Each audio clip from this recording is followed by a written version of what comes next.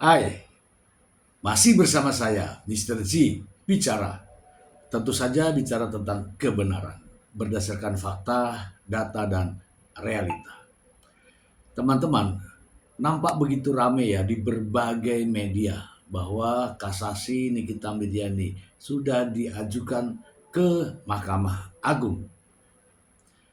Apakah dengan kasasi yang diajukan itu membebaskan Nikita Mirzani? Tapi media-media sudah menyampaikan bahwa kasasi sudah diajukan, Nikita Mirzani menunggu kebebasan. Ya, salah satunya ini. Saya kok tidak begitu yakin ya. Kenapa? Karena kasasi itu hanya memeriksa penerapan hukumnya. Kalau dirasa dari pengadilan negeri, pengadilan tingkat pertama sudah dinyatakan secara sah dan meyakinkan bersalah, kemudian dikuatkan oleh pengadilan tinggi yang juga mengatakan Nikita Mirzani dinyatakan telah sah dan meyakinkan melakukan perbuatan itu.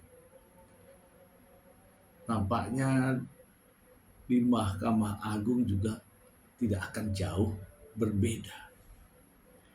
Saya ingin mengulas kembali apa sih sebenarnya alasan hakim pengadilan tinggi DKI Jakarta pada saat banding memutuskan Nikita Mirzani bersalah, bahkan hukumannya pun ditambah. Mari kita simak lagi berikut ini.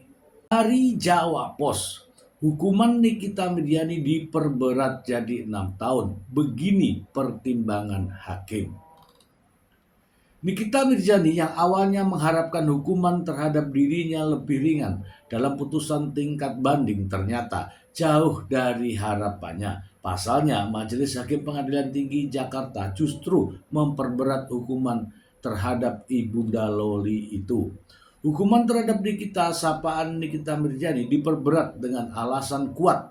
Setelah diteliti perkaranya, Hakim Pengadilan Tinggi DKI Jakarta meyakini bahwa Niki bukan hanya terbukti melanggar Undang-Undang ITE, tapi juga terkena jerat pasal tindak pidana pencucian uang. Di Pengadilan Negeri Jakarta Selatan yang terbukti hanya satu soal pelanggaran ITE, tapi di Pengadilan Tinggi terbukti dua-duanya, ITE dan pencucian uang. Terang Albertina Ho selaku Humas Pengadilan Tinggi Jakarta. Terpenuhinya unsur-unsur pidana ITE dan TPPU dalam keyakinan Hakim Pengadilan Tinggi Jakarta mengakibatkan hukuman terhadap Nikita Mirzani harus diperberat. Artis kontroversial tersebut dikenakan hukuman kumulatif. Dia kena 2 sekaligus, hukumannya jadi kumulatif.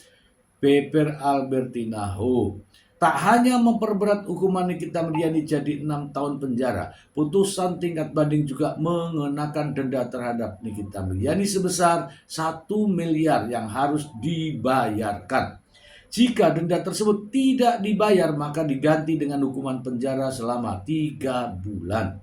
Putusan banding yang juga menyatakan putusan terhadap Nikita Mirzani ini dikurangi dengan masa penangkapan dan penahanan yang telah dijalani sejak kasusnya masih bergulir di kepolisian.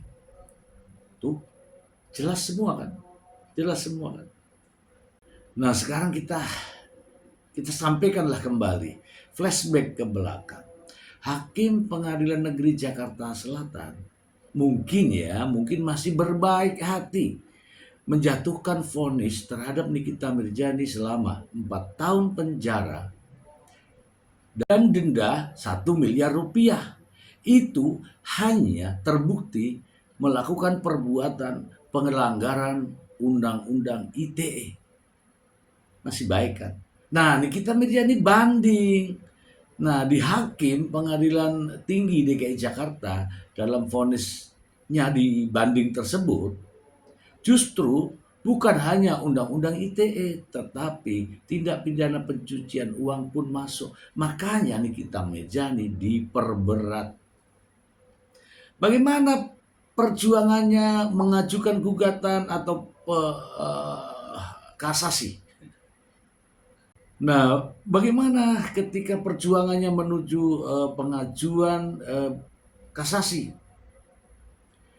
Kalau saya melihat tuntutan jaksa pada saat itu ya, itu kalau nggak salah 12 tahun. Kalau jaksa ini bisa membuat pengajuan tentang memori kasasi dan masuk di akal daripada hakim, ya tidak menutup kemungkinan itu. Yang sekarang adalah menjalani putusan daripada hakim pengadilan tinggi DKI terkait dengan banding. Sekarang mengajukan kasasi, ya mudah-mudahan tetap saja di 6 tahun, jangan sampai bertambah. Kalau bisa ya berkurang. Tetapi saya meyakini putusan hakim ini sudah dipikirkan matang-matang, alasan yang cermat, dan semuanya sudah dipertimbangkan. Dan itulah hasilnya. Teman-teman, baik penggemar, fan, maupun yang bukan penggemar, ini kan kondisinya masih bulan Ramadan, dan kasasinya juga belum ada beritanya. Tapi ya, saya minta teman-teman untuk bersabar. Ya, bersabar. Ya, saya harapkan putusan hakim ini membuat nih kita menjadi mawas diri, kontrol diri, kemudian apa namanya ya, introspeksi diri lah. Apa yang salah dengan saya? Harusnya seperti itu. Tapi kalau tidak mau introspeksi diri ya, mohon maaf, mohon maaf. Inilah faktanya. Itu saja dari saya, Mr. G. Bye.